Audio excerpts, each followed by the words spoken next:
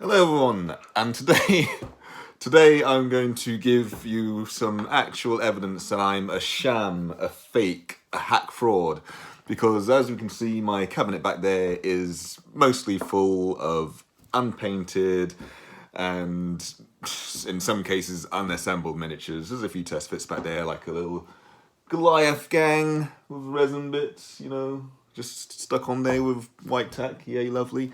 You got my Tyranids, some of them painted in the Tiamat Hive scheme, and some of Hive Fleet colour scheme, and others just undercoated. I might even pull out 4 of the Devourers there, which are just white, and just give them a spray of Wraithbone and stick it in my Tyranid roster. Speaking of Tyranid rosters, yeah, so this video is actually just going to be talking about how, I've probably already mentioned in a comment on my Gene Stealer Cult roster video that I'm actually going to be doing Tyranids instead.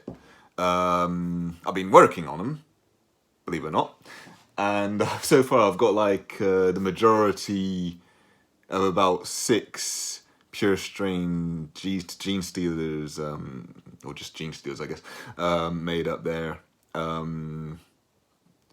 I'm using like one of the Theodore Tendril heads for the leader. I'm not going to bother with getting that. It's not even finished. Yeah, so the Theodore Tendril head for the leader, and 4 of them are going to have like Acid Maw heads, and then 5 more are going to have the Flesh Hooks heads, because, that way whenever it comes to picking equipment, I can sort of, show who's got what sort of thing. So, me and the WYSIWYG. But yeah, so, should I tell you the roster? It's not really that cerebral, if I'm being honest. I got something on my tongue here, so if you'll excuse me. Yeah, it was a hair. Anyway, so, yes, basically 10 Gene Stealers at first, and I was originally going to have it where I was going to have 6 Tyranid Warriors. However, what I'm actually thinking of doing now is having 10 Tyranid Gene Stealers in the roster. Tyranid Warriors on the roster, because I don't know if I kind of like the Devourer Gaunts, but you only get 4 of them, like max, in a kill team, and when you add that to, say, I don't know, 3 Tyranid Warriors or 5 Gene Stealers, I don't really know if it will perform that well. It might. I might even just do a few test games using like the swarm of Devourer Gaunts and something like Warriors or Gene Stealers. But yeah, for now, I think I'll just leave them out of the roster and just run 10 of each with the Warriors and the Gene Stealers. Because, I mean, they're pretty much the best models in that faction. Like, Gene Stealers getting high amount of praise amongst the community just because of the whole, like, always concealed thing. And they're pretty sweet in combat too. I mean, 5 attacks, relentless, rending. It's, yeah, they're great. As for the Warriors, what I'm thinking of doing is having 2 Venom Cannons, 2 Barb Stranglers, 2 Death Spitters and probably Bone Swords, 2 Bone Swords and Lash Whip and Bone Sword, if that makes sense. So 2 guys with 3 Bone Swords and a Lash Whip. And then, yeah, so I also want to have 2 different types of leader. One which would be more of a ranged focused with probably a Devourer, because I feel with the Ceaseless rule and them hitting on 3+, that might perform well. I prefer if it was a 2+ and Ceaseless, but they're Tyranids. And then of course like a combat leader who would be with the same loadout as your combat guys, i.e. the Bone Swords, 3 of, and Lash Whip. Yeah. So, that's what I'm thinking of taking to the LGT.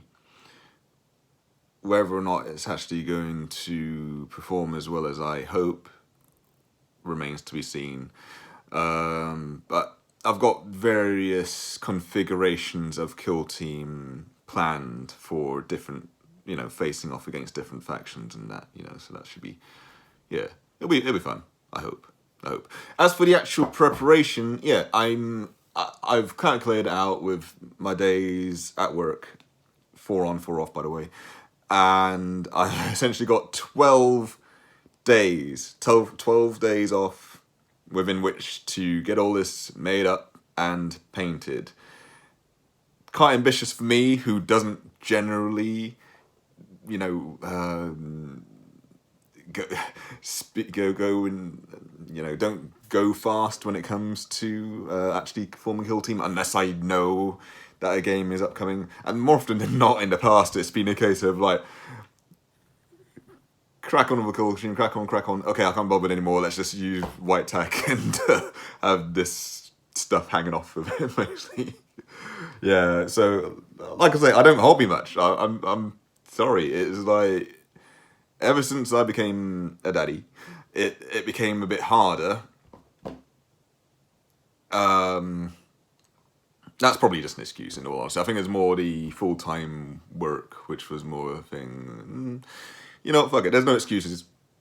If you don't make time, how can you really have time? To quote the Merovingian from a really old movie called The Matrix Reloaded. But anyway, yeah. So, going to be doing Tyranids. I don't know why I'm pointing back here. Don't even there.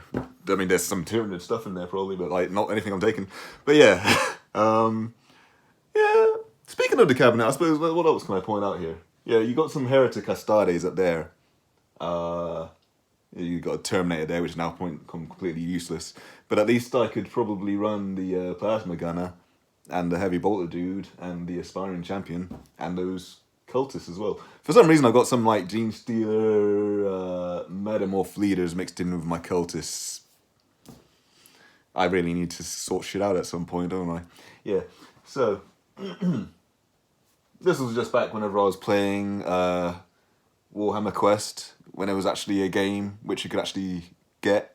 You could actually go to Games Workshop and say, hey, I want this Warhammer Quest game. Cool. Here's this Warhammer Quest game. Not such as the days now where they'll hype up a game of Warhammer Quest and then it's either a limited series which doesn't ever get things like custom adventurers, such as was the case with Blackstone Fortress, or you just can't get it at all, like City.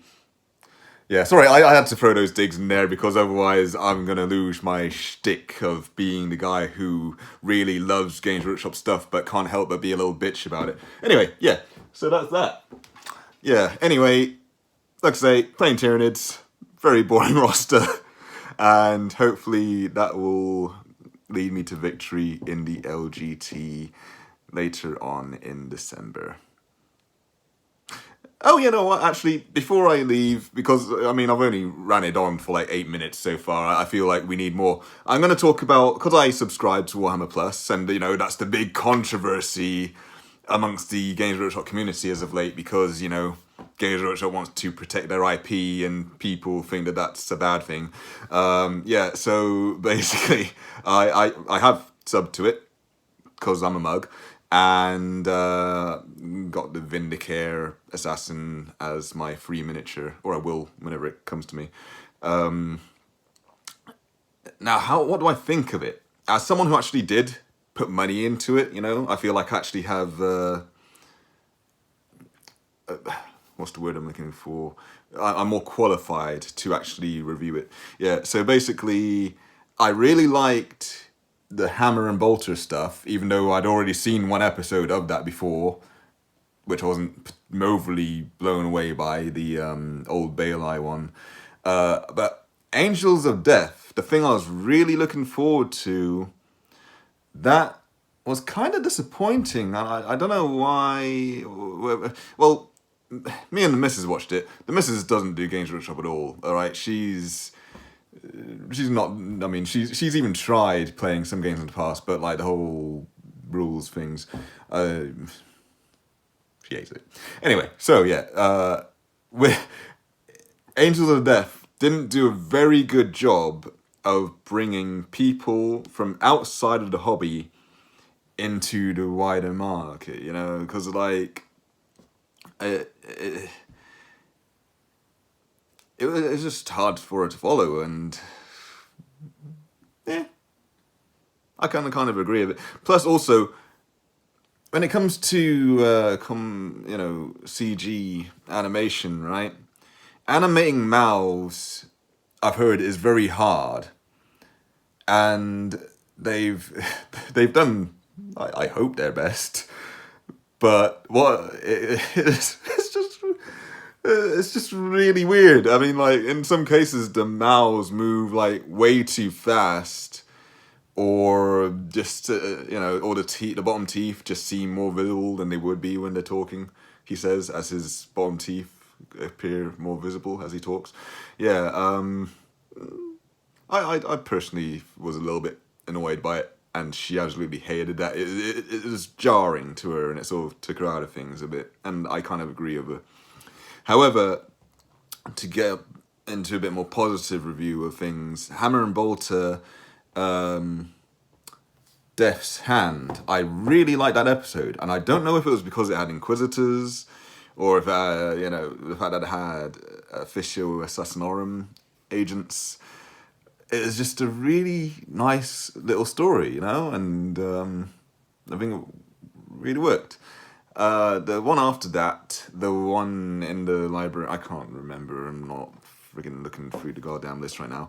Yeah, the one in the big library, which is very grim, dark, and, you know, sort of representative of the harsh drudgery of being a civilian in the 40k universe.